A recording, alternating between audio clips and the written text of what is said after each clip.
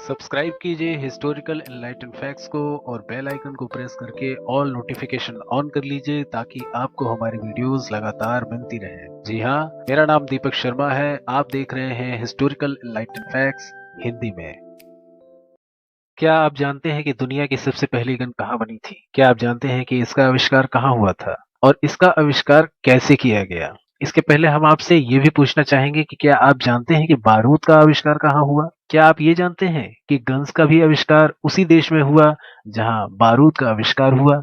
आज हम आपको बताएंगे कि गन का मैकेनिज्म क्या है, बारूद का आविष्कार कहाँ हुआ और स्पेशली दुनिया की पहली गन कहाँ बनी और कहाँ पर इसका आविष्कार हुआ। इससे पहले हम आपसे ये भी कहना चाहेंगे कि एक एक मैकेनिज्म आज हम आपसे साझा करेंगे कि कैसे बंदूक चलती है और कैसे इसका कलपुर्जा कार्य करता है। नमस्कार दोस्तों, मेरा नाम दीपक शर्मा है और आप देख रहे हैं हिस्टोरिकल एनलाइटन फैक्ट्स हिंदी में। सबसे पहले हम आपसे बात करना चाहेंगे गन पाउडर के बारे में। तो गन पाउडर का आविष्कार कब हुआ, इसका ठीक ठीक जानकारी अभी भी अंधेरे में है। मालूम ये होता है कि ईसा के पूर्व काल में चीनियों ने बारूद के बारे में जान लिया था। रोजर बैनर ने 1214 से लेकर के 1284 के बीच में लिखे गए लेखों में बारूद का उल्लेख पाया गया है और ऐसा प्रतीत होता है कि प्रणोदक गुणों का उनको पता नहीं था। बेकन ने जिस बारूद का उल्लेख किया है उसे शोरा 41.2 और कोयला तथा गंधक प्रत्येक 29.4% की मात्रा से मिले होते थे, जबकि ऐसे बारूद की प्रबलता निष्क्रिय कोटि की होती थी। बाद में बारूद के अवयवों में शोरा, कोयला और गंधक का अनुपात 74.64, 13.51 और 11.84 के प्रतिशत में दिया गया था। लेकिन फिर भी चाइना को ही बारूद का आविष्कारक माना जाता है और इसकी अवधि 900 ईस्वी मानी जाती है। बंदूक के रूप में पहचाना जाने वाला पहला हथियार एक बांस की नली थी जिसमें भाले को चलाने के लिए बारूद का इस्तेमाल होता था। इसको सबसे पहले 1000 ईस्वी में देखा गया था, लेकिन इससे पहले 900 ईस्वी में बारूद का आविष्कार हुआ और इन दोनों के आविष्कार का श्रेय चीन को ही जाता है। यह एक पोर्टेबल गन थी जिसे फायर लांस कहते थे। एक काले पाउडर वाले बारूद से भरी ट्यूब जो एक भाले से जुड़ी होती थी और एक फ्लेम थ्रोवर के रूप में उपयोग की जाती थी।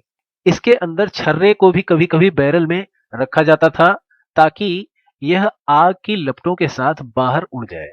डीन शुरचेंग लू के अनुसार 1132 में डीन की घेराबंदी की गई और सांग बलों ने जुरचेन के खिलाफ फायर लांस का इस्तेमाल किया जो मंगोल थे। समय के साथ साथ साल्ट पीटर का अनुपात उसकी विस्फोटक शक्ति को अधिकतम करने के लिए बढ़ा दिया गया था। उस विस्फोटक शक्ति को बेहतर ढंग से झेलने के लिए कागज और बांस, जिसके मूल रूप से फायर लांस बैरल बनाए गए थे, उनको धातु में बदल दिया गया था, जिससे बैरल में मजबूती होने के कारण बारूद में विस्फोट होने पर बैरल में भरे छर्रों को और अधिक दूरी तक प्रक्षेपित किया जा सके। इस प्रकार से बैरल के आकार को और अधिक सटीक बना दिया गया। इसके साथ एक बंदूक की 3 बुनियादी विशेषताओं को जगह मिली। पहला, धातु से बना एक बैरल, दूसरा, उच्च नाइट्रेट बारूद और तीसरा, एक प्रक्षेप जो अगले हिस्से को पूरी तरह से बंद कर देता था ताकि पाउडर चार्ज प्रणोदक प्रभाव में अपनी पूरी क्षमता का प्रयोग कर सके। 1336 से 1350 के बीच नुसंतारा की विजय के दौरान मजापहित साम्राज्य द्वारा ब्रीच लोडिंग गन का इस्तेमाल किया गया था, जिसे सीट बैंक कहा जाता था। माना जाता है कि जावा में पाउडर वाले हथियार बनाने का ज्ञान 1293 में मंगोल आक्रमण से उत्पन्न हुआ था। मजापहित ने नौसेना के विभिन्न जहाजों पर घुड़सवारों ने कुंडे वाली बंदूक और द्वीप समूह में अन्य राज्यों के पारंपरिक युद्ध में अधिक प्रभाव के लिए उपयोग किया था। यूरोप में बारूद कहां से आया और इसका सिद्धांत यह है कि यूरोप में मध्य पूर्व के रास्ते सिल्क रोड के साथ अपना रास्ता बना लिया था और इसके बाद 1300 ईस्वी में पूर्वार्ध में मंगोलों के आक्रमण के दौरान बारूद यूरोप में लाया गया था। अंग्रेजी प्रिवी वार्डरोब की सूची के अनुसार 1340 दशक में एक प्रकार की तोप और 1346 में कैलिस में अंग्रेजों द्वारा घेराबंदी और बंदूकों का इस्तेमाल किया गया था। यूरोप में सबसे पहले जीवित आग्नेयास्त्र ओटोपा एस्टोनिया से पाया गया था, जिसका वर्ष 1396 माना जाता है। यूरोप में 1400 एडी के अंत में छोटे और पोर्टेबल हाथ से पकड़े जाने वाले तोपों का विकास किया गया, जिससे पहली चिकनी बोर व्यक्तिगत बंदूक का निर्माण हुआ। 1500 ईस्वी के अंत में तुर्क साम्राज्य ने अपने नियमित पैदल सेना के हिस्से के रूप में आग्नेयास्त्रों का इस्तेमाल किया।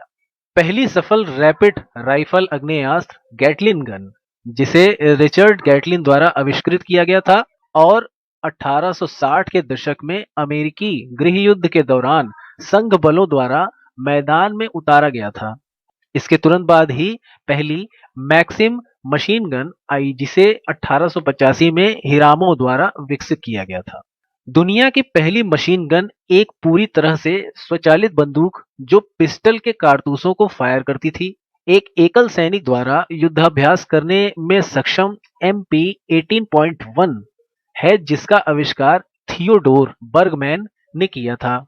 इसे 1918 में प्रथम विश्व युद्ध के दौरान जर्मनी सेना द्वारा स्टोर्स्टुप्पन के प्राथमिक हथियार के रूप में सेवा में पेश किया गया था।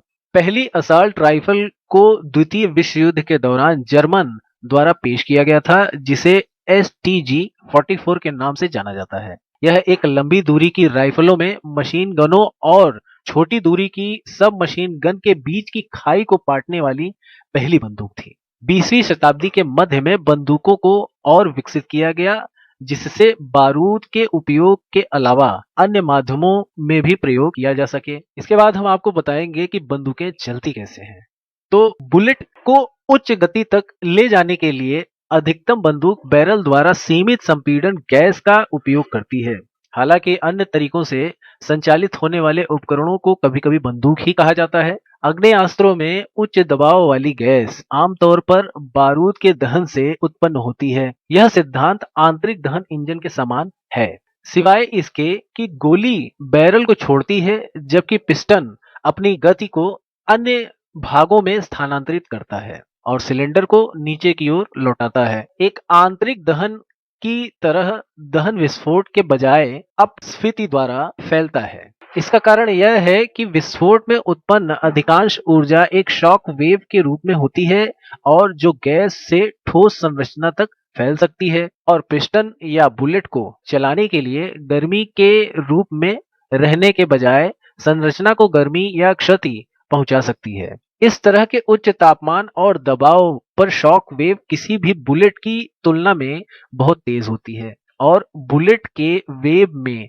योगदान करने के बजाय बंदूक को बैरल या बुलेट के माध्यम से ध्वनि के रूप में छोड़ देती है। इतिहास की पहली बंदूक के बारे में और बारूद के आविष्कार के बारे में आपको जानकर कैसा लगा, कमेंट सेक्शन में जरूर बताइएगा और इसके लिए लाइक सब्सक्राइब जरूर कीजिएगा। मिलते हैं नेक्स्ट वीडियो में, तब तक के लिए हिस्टोरिकल एनलाइटेंड फैक्ट्स से जुड़े रहिए। जय हिंद, वंदे मातरम।